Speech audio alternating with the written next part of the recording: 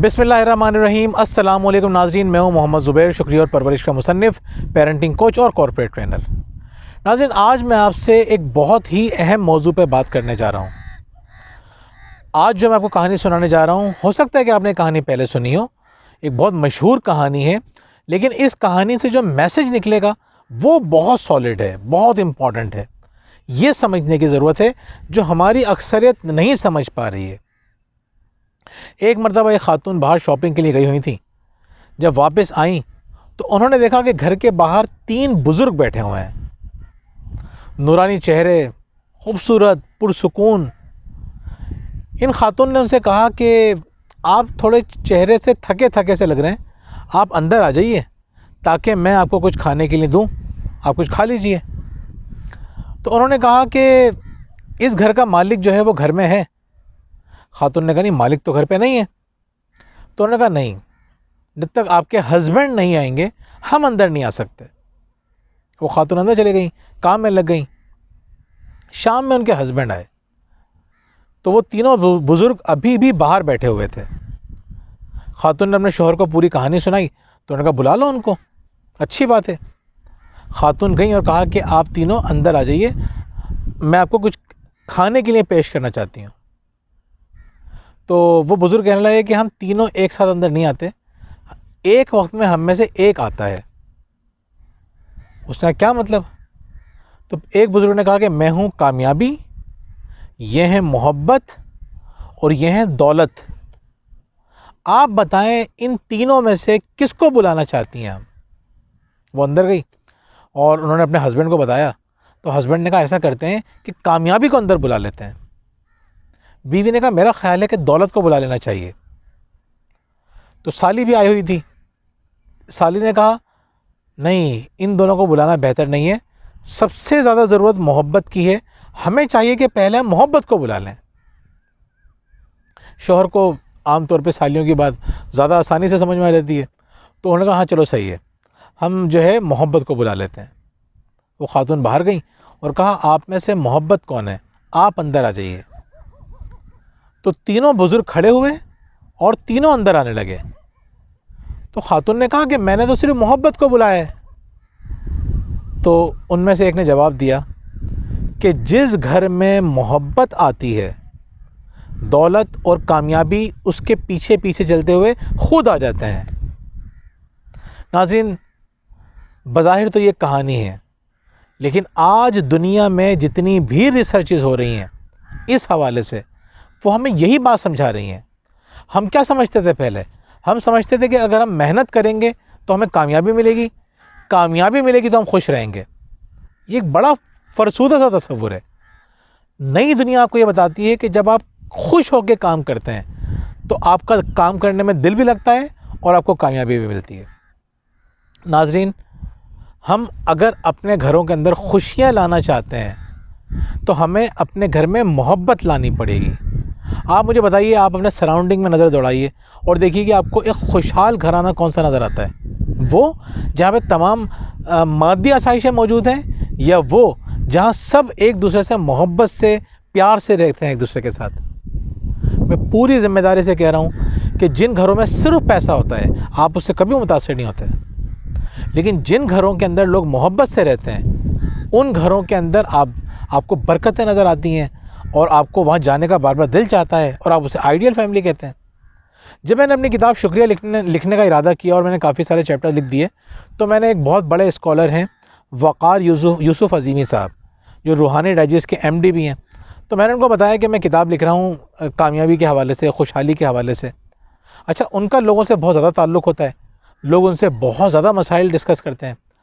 تو مجھ سے کہنے لگے کہ زبیر، تم ایک خاص طور پہ کتاب ضرور لکھنا تعلقات کے حوالے سے۔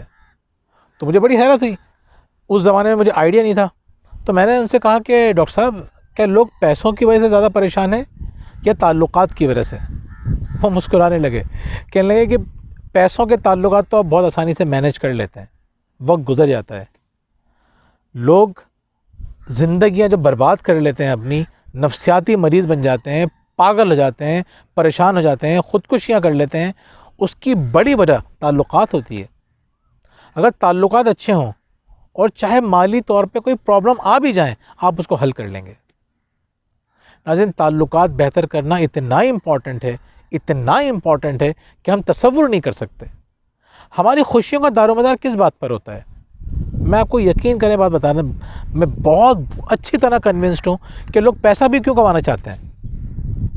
لوگوں کو متاثر کرنے کے لیے۔ اپنی خواہشات، اپنی ضروریات تو تھوڑے سے پیسوں سے پوری ہو جاتی ہیں، وہ دنیا کو کوئی ثابت کرنا چاہتے ہیں۔ ایک دفعہ مجھ سے ایک صاحب کہنے لگے کہ یار یہ جو بہت سارے لوگ جو سرکاری ملازمین ہیں یا دوسرے لوگ ہیں، ان میں جو لوگ بےایمانی کرتے ہیں، کرپشن کرتے ہیں، یہ وہ لوگ ہوتے ہیں جن کی تنخواہیں اتنی کم ہوتی ہیں بیچاروں کی، ان کی تنخواہیں بڑھا دیں تو یہ بےایمانی نہیں کریں گے۔ تو میں نے ان کو بتایا کہ اس ملک کا جن لوگوں نے پیسہ کھایا ہوا ہے نا، وہ غریب لوگ نہیں ہیں، وہ بے پناہ دولت رکھتے ہیں۔ تو آپ کو کیا لگتا ہے وہ دولت اس لیے کمانا چاہتے ہیں کہ ان کی ضرورتیں پوری ہوں؟ نہیں، وہ دنیا کو متاثر کرنا چاہتے ہیں، اپنی برتری دکھانا چاہتے ہیں، اس لیے پیسہ جمع کرتے ہیں۔ اپنے لیے کہاں جیتے ہیں ہم لوگ؟ اپنے لیے تو جیتے ہی نہیں ہیں۔ تو اگر ہم نے تعلقات بہتر نہیں کیے تو ہم بری طرح پریشان رہیں گے۔ تو آج کی جو مشق ہے وہ اسی حوالے سے، آج آپ کو یہ کام کرنا ہے کہ 3 لوگ جو آپ کی زندگی میں بہت امپورٹنٹ ہیں، ان 3 لوگوں کی تصویریں لیجئے۔ ہو سکتا ہے آپ کے تعلقات ان سے اچھے ہوں یا ہو سکتا ہے تعلقات خراب ہوں۔ وہ آپ کے شریک حیات ہو سکتے ہیں، آپ کے والدین ہو سکتے ہیں، بہن بھائی ہو سکتے ہیں۔ آپ کو میں بتاؤں، لوگ یہ تو آپ سے کہیں گے کہ تعلقات بہتر کرو، لیکن بیچارے بہت سارے لوگ یہ بات جانتے ہی نہیں ہیں کہ تعلقات ہوں گے کیسے بہتر۔ میں کیوں جانتا ہوں؟ میں اس لیے جانتا ہوں کہ مجھے پتہ ہے کہ اللہ تعالیٰ نے جو وعدے کیے ہیں نا، وہ سچے وعدے کیے ہیں، اور اللہ کہتا ہے کہ تم شکر ادا کرو، میں تمہیں اور دوں گا۔ تعلقات کے اندر جب شکوہ شکایت آ جاتی ہے نا، تعلقات کے اندر جب ناشکری آ جاتی ہے تو تعلقات خراب ہو جاتے ہیں۔ جیسے جیسے تعلقات کے اندر شکر گزاری کا جذبہ آتا ہے، تعلقات بہتر ہونا شروع ہوتے ہیں۔ یہ آسان ترین، کامیاب ترین فارمولہ ہے اچھے تعلقات کا۔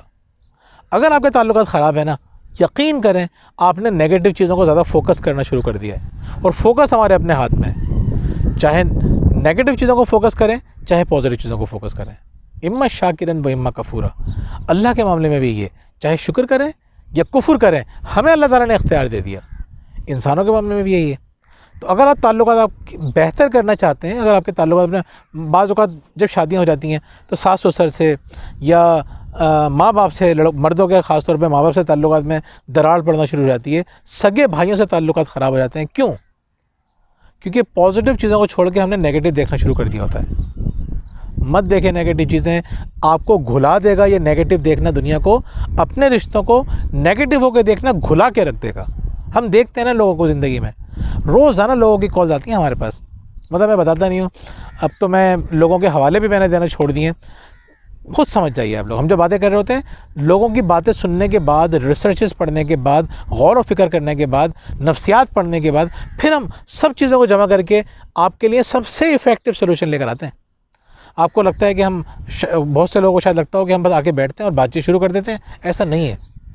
میرے پاس ایسے ایسے موضوعات رکھے ہوئے ہیں جو میں نے 7 8 مہینے سے روک کے رکھے ہوئے ہیں۔ میں سیٹسفائیڈ نہیں ہوں، مجھے لگتا ہے کہ ابھی اس موضوع پہ اور مجھے ریسرچ کرنے کی ضرورت ہے۔ آج جو میں کو سلوشن دے رہا ہوں انتہائی ایفیکٹو ہے۔ 3 تصویریں نکالیے جن لوگوں کے ساتھ آپ رہتے ہیں اور تعلقات خراب ہیں یا تعلقات چاہے اچھے ہیں، تو آپ اگر جن سے تعلقات اچھے ہیں ان کو دیکھ کے تصویر دیکھیے اور ان کی صرف پازیٹیو باتوں کو سوچیے اور ان کی تصویر دیکھ کے شکریہ ادا کیجیے۔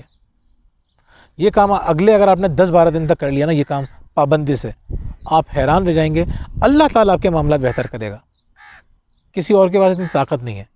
ہم تو عمل کر سکتے ہیں نا، سلوشن اللہ تعالیٰ نکالتا ہے، اور سلوشن ایسے ہی نکلے گا انشاءاللہ۔ اور تعلقات خراب بھی ہیں، پھر بھی نیگیٹو باتیں آج مت سوچیے، صرف پازیٹیو باتیں سوچیے، پازیٹیو باتوں کو سوچیے۔ اللہ تعالیٰ آپ کی زندگی کو پازیٹیوٹی سے بھر دے گا، محبتوں سے بھر دے گا۔ بہت بہت شکریہ۔